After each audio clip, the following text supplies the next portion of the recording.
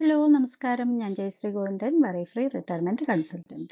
ഇന്നത്തെ നമ്മുടെ ചിന്താ വിഷയം എങ്ങനെ ഒരു ഇൻഷുറൻസ് പോളിസിയെ കോളേജ് എഡ്യൂക്കേഷന് വേണ്ടിയിട്ട് ഉപയോഗിക്കാം എന്നുള്ളതാണ്. നമ്മൾ എല്ലാവരും തന്നെ നമ്മുടെ കുട്ടികളുടെ വിദ്യാഭ്യാസം നന്നായിട്ട് നടക്കണമെന്ന് ആഗ്രഹിക്കുന്നവരാണ്, അല്ലേ?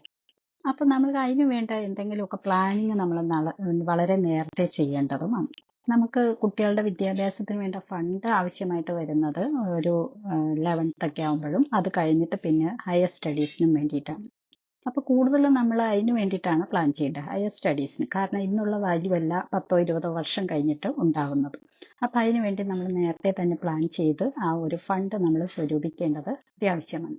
നമ്മുടെ കുട്ടികൾ ചെറിയ കുട്ടികളായിരിക്കുമ്പോൾ തന്നെ സ്കൂൾ പഠനത്തിന് മുന്നേ തന്നെ ഒരുപക്ഷെ 1 വയസ്സാകുമ്പോഴത്തേക്ക് മുന്നേ തന്നെ തുടങ്ങിയാൽ അത്രയും നല്ലത്.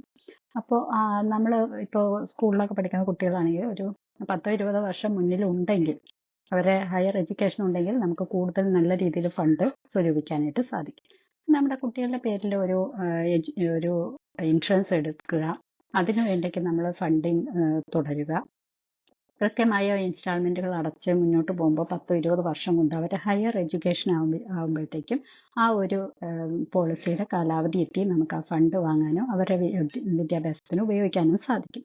ഇനി അഥവാ ഇൻ കേസ് നമുക്ക് 1-2 വർഷം കൂടി ചിലപ്പോൾ മുന്നോട്ട് വേണ്ടി വരും എന്നാണെങ്കിൽ പോലും നമ്മൾ എടുത്തിരിക്കുന്ന സ്കീമിൽ പ്രീ അപ്രൂവ്ഡ് ലോൺസും ഉണ്ട്.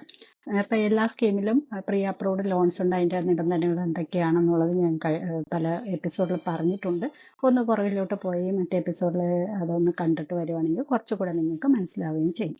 അപ്പോൾ അങ്ങനെ നമ്മൾ ഒരു പ്രീ അപ്രൂവ്ഡ് ലോൺ അതിലുള്ളത് കൊണ്ട് നമുക്ക് ആ ലോൺ എടുത്തിട്ട് കുട്ടികളുടെ വിദ്യാഭ്യാസത്തിന് ഹയർ എഡ്യൂക്കേഷന് വേണ്ട ബുക്സ് വാങ്ങിക്കാനോ ഹോസ്റ്റൽ ഫീസ് കൊടുക്കാനോ ഒക്കെ നമുക്ക് ഉപയോഗിക്കാം. അതുപോലെ തന്നെ ഈ ഒരു മെച്യൂരിറ്റി എമൗണ്ട് നമുക്ക് അവരെ എഡ്യൂക്കേഷൻ്റെ ഫുൾ ഫീസായിട്ടൊക്കെ നമുക്ക് യൂസ് ചെയ്യാനായിട്ട് പറ്റും. അപ്പോൾ അതിന് വേണ്ട തയ്യാറെടുപ്പുകൾ നമ്മൾ നടത്തുക. വളരെ നേരത്തെ തന്നെ പ്ലാൻ ചെയ്യുന്നതാണ് എപ്പോഴും നല്ല ഒരു ഫണ്ടിങ്ങിന് വേണ്ടിയിട്ട് നമുക്ക് ഉപയോഗിക്കാനായിട്ട് സാധിക്കുക. അപ്പോൾ നമ്മൾ ആ ഒരു കാര്യത്തിന് വേണ്ടി നല്ല രീതിയിൽ ഇപ്പോഴേ തന്നെ ഇൻസ്റ്റാൾമെന്റുകൾ അടച്ചു തുടങ്ങുക. കുട്ടികളുടെ വിദ്യാഭ്യാസത്തിന് വേണ്ട ഫണ്ട് നമുക്ക് സ്വരൂപിക്കാനും സാധിക്കും, മറ്റുള്ളവരെ ആശ്രയിക്കാതെ. അല്ലെങ്കിൽ നമ്മുടെ കുട്ടികളുടെ വിദ്യാഭ്യാസത്തിന് നമുക്ക് പരിമിതപ്പെടുത്താതെ, പൈസ ഇല്ല എന്നൊരു കാരണം കൊണ്ട് അവരെ ആഗ്രഹങ്ങൾക്ക് ഒത്തുവിടാൻ കഴിയാതെ അല്ലെങ്കിൽ പരിമിതപ്പെടുത്തേണ്ടി വരാതെ നമുക്ക് നല്ല രീതിയിൽ അവരാഗ്രഹിക്കുന്ന വിദ്യാഭ്യാസത്തിന് അയക്കാൻ നമുക്ക് സാധിക്കുമെങ്കിൽ നമ്മൾ നല്ല രീതിയിൽ തന്നെ ഫണ്ട് സ്വരൂപിക്കേണ്ടതുണ്ട്. അപ്പോൾ തീർച്ചയായിട്ടും നിങ്ങളുടെ കുട്ടികളൊക്കെ ഇപ്പോൾ ചെറുതാണെങ്കിൽ തന്നെ ഇപ്പം തന്നെ നിങ്ങൾ അതിന് വേണ്ട സ്കീമുകൾ പ്ലാൻ ചെയ്യുക. അതിലേക്ക് ഇപ്പോഴേ തന്നെ സേവിങ്സ് നടത്തുക. 10-20 വർഷം കഴിയുമ്പോഴത്തേക്കും അവർ ഹയർ എഡ്യൂക്കേഷൻ ടൈം ആകുമ്പോഴത്തേക്കും നിങ്ങൾക്ക് നല്ല രീതിയിലുള്ള വിദ്യാഭ്യാസം കൊടുക്കാനുള്ള ഫണ്ട് സ്വരൂപിക്കാനും സാധിക്കും. കൂടുതൽ വിവരത്തിനും കൂടുതൽ ഗൈഡൻസിനും ഞങ്ങളെ കോൺടാക്ട് ചെയ്യാവുന്നതാണ്. അപ്പോൾ അടുത്തൊരു എപ്പിസോഡിൽ കാണുന്നവരെ ടേക്ക് കെയർ. Bye bye.